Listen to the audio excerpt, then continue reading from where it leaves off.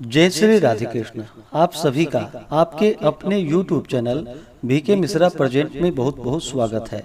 आइए आज आप सब सुनेंगे श्रावण मास शुक्ल पक्ष में शनि प्रदोष व्रत की कथा। इस बार श्रावण मास शुक्ल पक्ष में 17 अगस्त 2024 दिन शनिवार को प्रदोष का व्रत धारण किया जा रहा है। त्रयोदशी तिथि प्रारंभ समय 17 अगस्त 2024 दिन शनिवार सुबह 8:07 और त्रयोदशी तिथि की समाप्ति 18 अगस्त 2024 दिन रविवार को सुबह 5:52 पे त्रयोदशी तिथि की समाप्ति है। इस व्रत को प्रदोष व्यापिनी ली जाती है। इस कारण से 17 अगस्त को सभी भक्तजन व्रत धारण करेंगे। 17 अगस्त को प्रदोष काल पूजन का समय शाम 5:31 से शाम 7:31 तक होगा।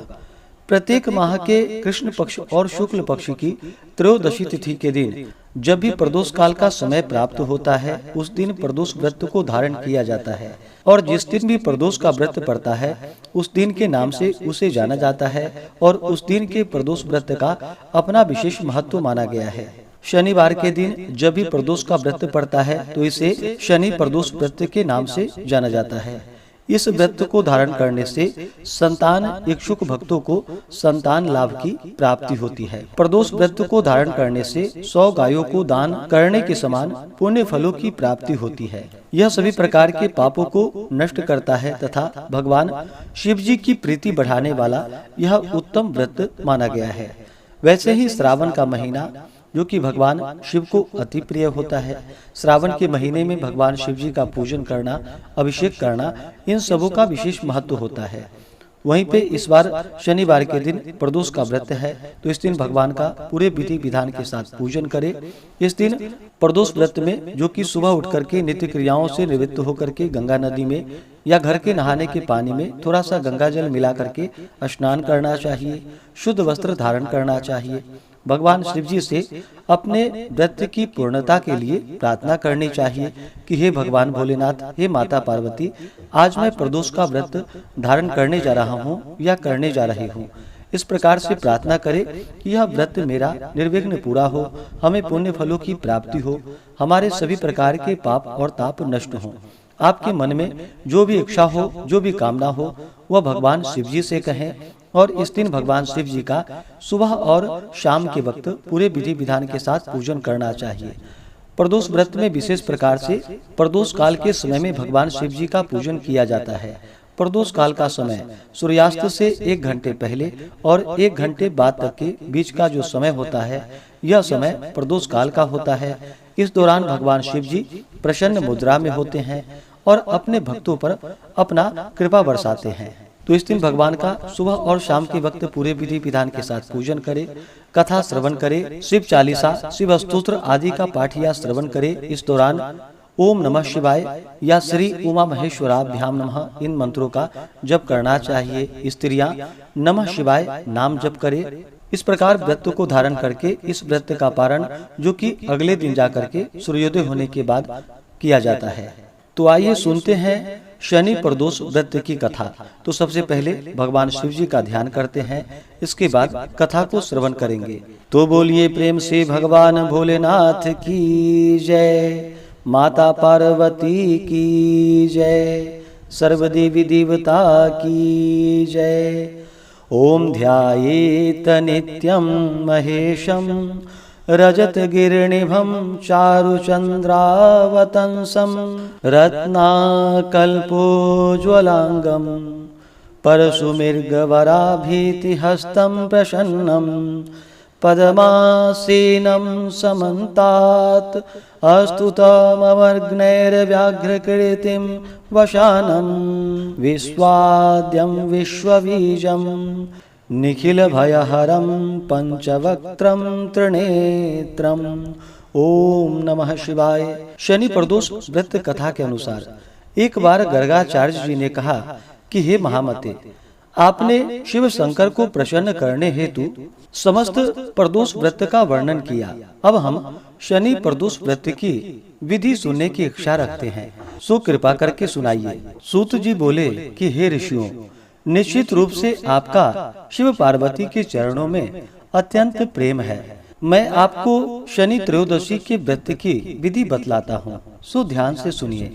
प्राचीन कथा है कि एक निर्धन ब्राह्मण की स्त्री दरिद्रता से दुखी हो सांडिल्य ऋषि के पास जाकर बोली कि हे महामुनि, मैं अत्यंत दुखी हूँ, मेरा दुख निवारण का उपाय बतलाइए। मेरे दोनों पुत्र आपकी शरण में हैं। मेरे ज्येष्ठ पुत्र का नाम धर्म है, जो कि राजपुत्र है, और लघु पुत्र का नाम शुचिव्रत है। हम दरिद्री हैं, आप ही हमारा उद्धार कर सकते हैं। इतनी बात सुनकर ऋषि ने शिव प्रदोष व्रत करने के लिए कहा।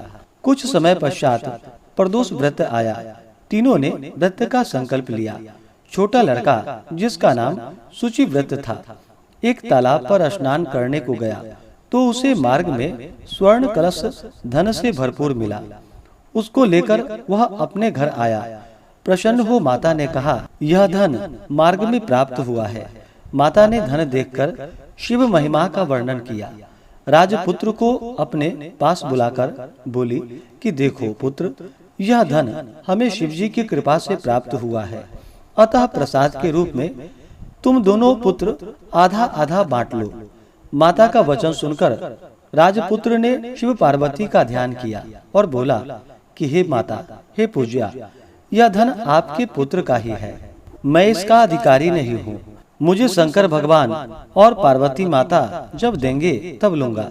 इतना कहकर राजपुत्र शंकर जी की पूजा में लग गया। एक दिन दोनों भाइयों का प्रदेश भ्रमण का विचार हुआ। वहाँ अनेक गंधर्व कन्याओं को क्रीड़ा करते हुए देखकर शुचिव्रत ने कहा कि भैया, अब हमें इसके आगे नहीं जाना है। इतना कहकर शुचिव्रत उसी स्थान पर बैठ गया, परंतु राजपुत्र अकेले ही स्त्रियों के बीच जा पहुंचा।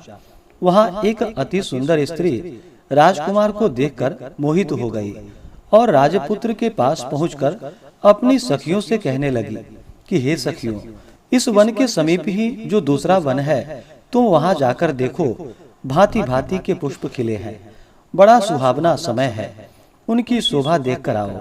मैं यहाँ बैठती हूँ, मेरे पैर में बहुत ही पीड़ा है। ये सुनकर सब सखी दूसरे वन में चली गई। वह सुंदरी राजकुमार की ओर देखती रही। इधर राजकुमार भी युवती से निहारने लगा। युवती बोली, आप कहाँ रहते हैं? वन में कैसे पधारे? किस राजा के पुत्र हैं? आपका क्या नाम है? राजकुमार बोला कि मैं विदर्भ नरेश का पुत्र हूँ, आप अपना परिचय दीजिए। युवती बोली कि मैं विदर्भ वीक नामक गंधर्व की पुत्री हूँ, मेरा नाम अंशुमती है। मैंने आपकी मनस्थिति को जान लिया है कि आप मुझ पर मोहित हैं। विधाता ने हमारा तुम्हारा संयोग मिलाया है। युवती ने मोतियों का हार राजकुमार के गले में डाल दिया।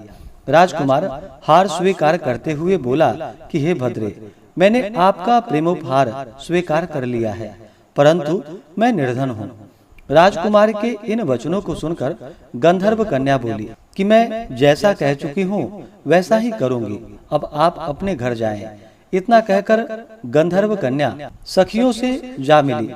घर आकर राजकुमार ने शुचिव्रत को सारा वृतांत सुनाया।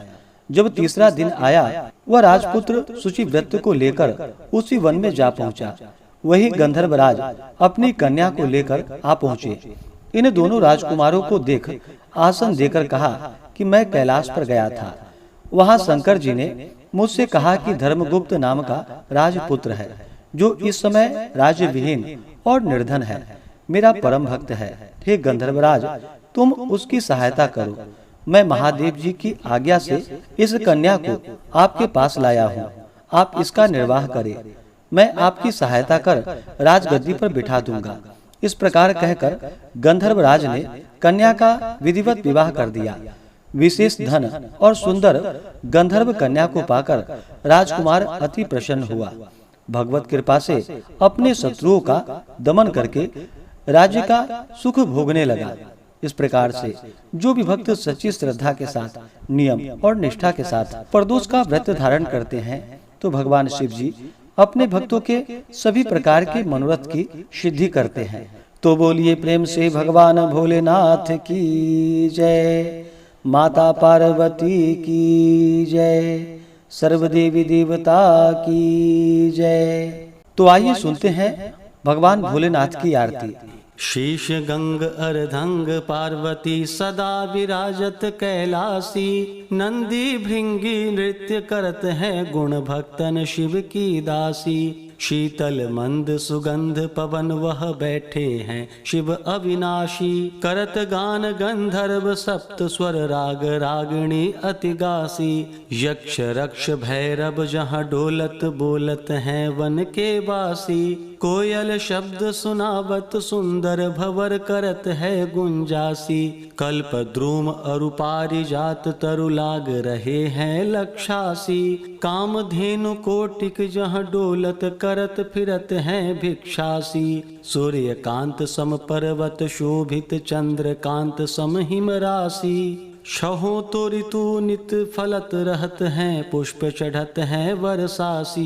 देव मुनि जन की भीड़ पड़त है निगम रहत जो नित गासी। ब्रह्मा विष्णु ध्यान करत हैं कुछ शिव हमको फरमासी।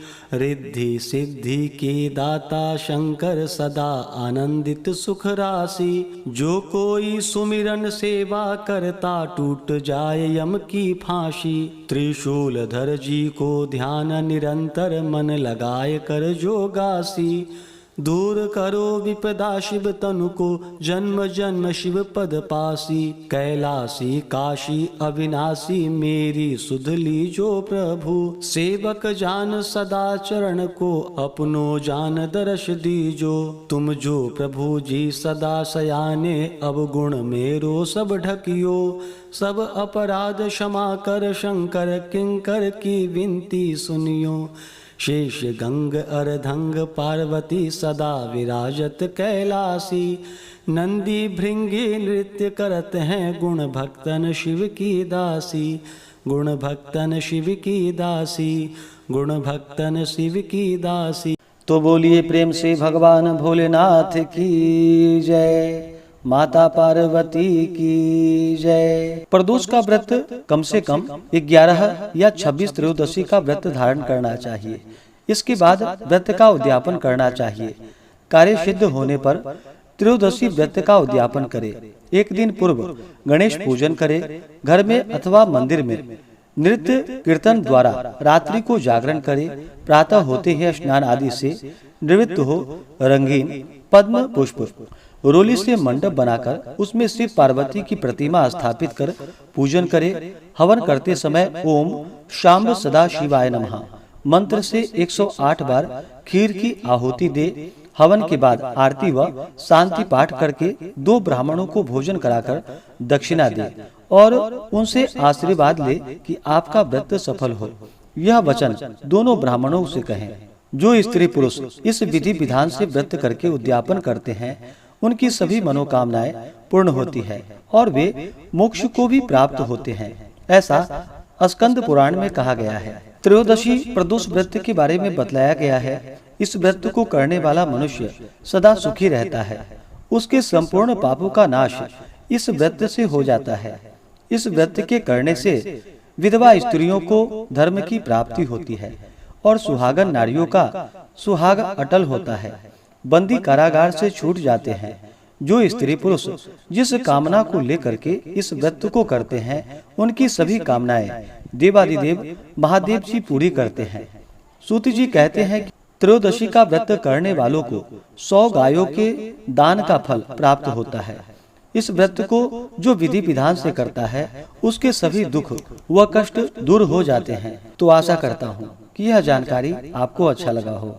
ऐसे ही ज्ञानवर्धक जानकारियाँ प्राप्त करते रहने के लिए, व्रत पूजा के बारे में जानने के लिए, कथा को सुनने के लिए चैनल पे अगर आप पहली बार आए हैं तो चैनल को लाल बटन दबा करके सब्सक्राइब करें। साथ में बेल आइकन घंटी को दबाएं ताकि आने वाली वीडियो का नोटिफिकेशन आपको समय से मिलता रहे। वीडियो को लाइक करें, शेयर करें। सुखी रहें और स्वस्थ रहें। जय श्री राधे कृष्ण। धन्यवाद।